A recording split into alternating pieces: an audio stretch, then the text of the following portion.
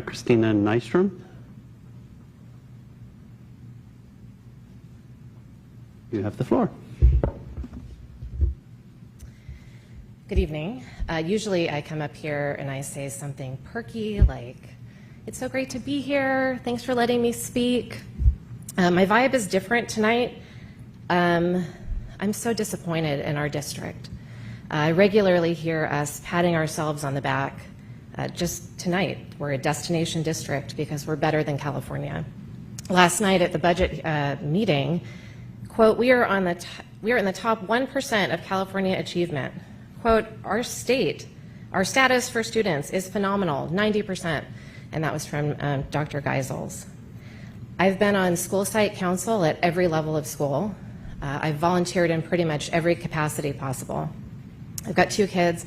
My son is a junior at Amador. My daughter is now a freshman at the University of Maryland. My kids are very fortunate because they are in one of the groups that is doing very, very well. I am tired of sitting in meetings year after year after year looking at the same, if not worse, data.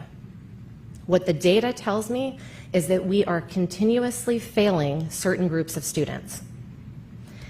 I'm going to give you some specifics because I would like to be very clear with this. I've been looking at the California dashboard data. I've pulled a lot of the data myself. I've made some pivot charts and pivot tables because I want to understand. I know anecdotally what's going on. I would like to understand from a data perspective what exactly is happening in our community. Did you know that we are educating our African American students just as well as the overall state of California? I want to let that set in because it's remarkable that in almost every other category, we far exceed the state of California. However, for ELA, we are doing as good of a job as the state for African Americans, and there are 100 students in this category. So what that tells me is that we can't help 100 students as well as we're helping all of our Asian students and Filipino students and 2 or more races students and white students. That is wrong. We can't help our homeless students. There's 27 of them.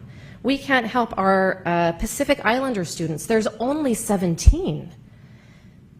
There are about 217 kids that are doing worse in Pleasanton than the overall state of California.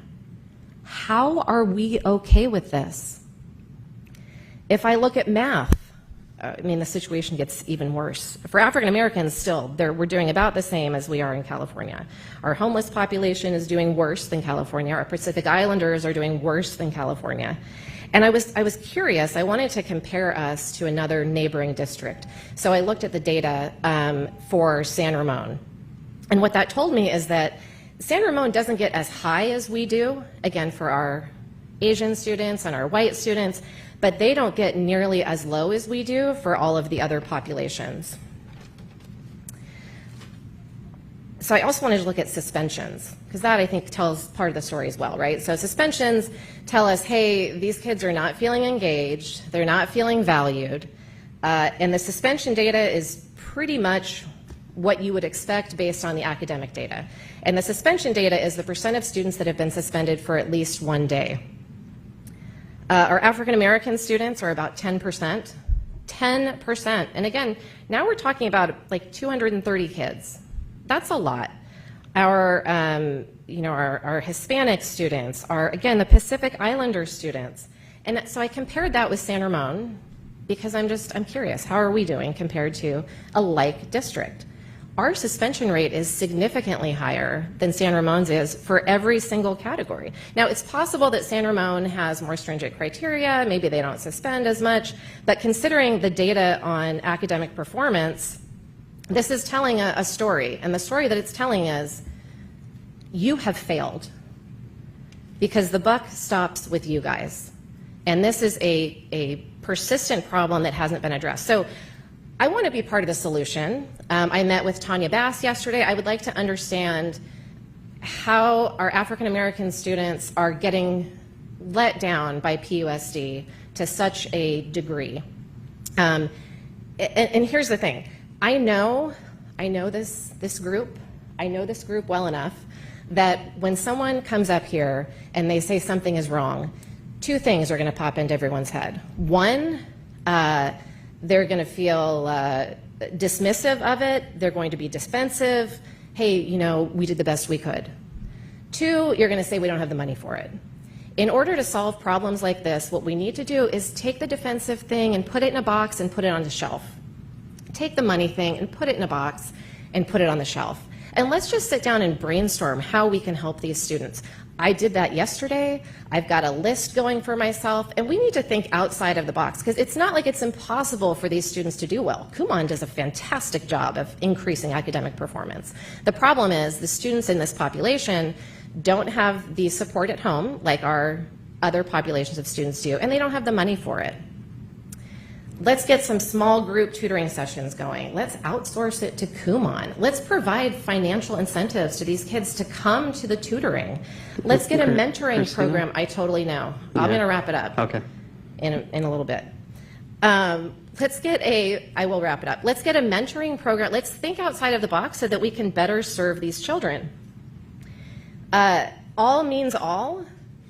I don't think so. Every means every? Not when certain groups of our students are doing so poorly. Last night, also at the budget meeting, quote, no one wants to lose AP or dual enrollment. Our high achieving students are doing very, very well. And it's time for us to put a little focus on the other students. So in terms of how it's going to be paid for, I totally understand. I'm getting pretty close to understanding we need a parcel tax. That's not happening because one, the community doesn't trust the school district for some of the reasons that I mentioned last night. If we were to do like an efficiency audit where you get someone in there and they look and make sure we're not wasting money, I would be on board. In fact, I worked for PricewaterhouseCoopers. I'll do it for free. Like, I want this district to be successful. I want all populations in our district to be successful. What we've been doing just is not working. And to the Pleasanton community, I'll say to everyone that had a Black Lives Matter sign on your car, your house, your classroom, open your eyes. If Black Lives Matter, we need to be taking care of our African American students.